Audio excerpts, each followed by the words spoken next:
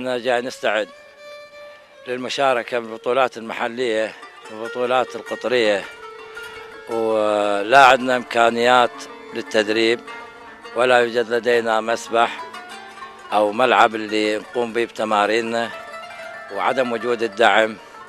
ونجري تمريناتنا وتدريباتنا منذ 3 أشهر في نهر الديوانية، باستثناء استقطاع ساعة واحدة من مسبح الديوانية اللي هو مؤجر من قبل المقاول، وطونا إياه ساعة بال7 إلى 8 للتدريب، وساعة واحدة ما تكفي للتدريب.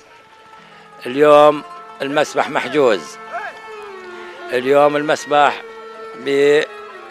بحفلة مال زواج، اليوم المسبح مغلق، المولدة ما يشغلون اياها فنضطر الى التدريب بالظلام.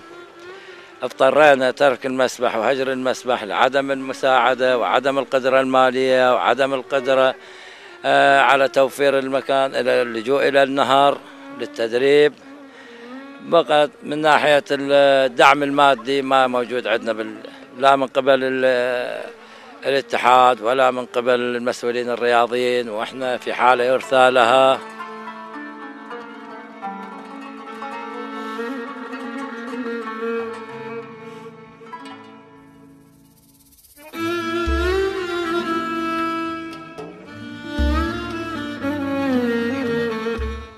بنوا مسبح ب6 مليارات وبغلط، وذاك المسبح مال الديوانية يعطونا بيه ساعة واحدة، ومولدة بالليل ما يشغلونه. وانا شنو ذنبي؟ اجي اسبح بالشط وجسمي محترق من الشط. اتمرن بالشط، اروح للمسبح، المسبح صادين علي، اروح مسبح الديوانية يعطونا ساعة واحدة. احنا شنو ذربنا نسبح بالطين، نسبح بالوساخة يا اخي؟ والله العظيم ما يصير نسبح بالطين نسبح بالوساخة.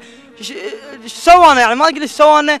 اروح للمسبح يقولون ساعة واحدة بالليل يا اخي، يعني ما يصير. شنو ذربنا نسبح بالطين؟ حتى جسمنا احترق من الشمس والله العظيم. شنو مدرب يدربنا بالشط؟ وين صايره هاي؟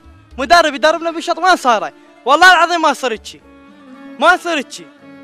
دمروا السباحه، دمروا الامه كلها. يعني شوف هسه احنا نسبح بالطين وين صايره؟ والله العظيم ما صار، حتى الله ما يرضى. يعني الشمس قاعد تحرقنا هسه. انتهت شوف صار بينا، تمرضنا والله العظيم.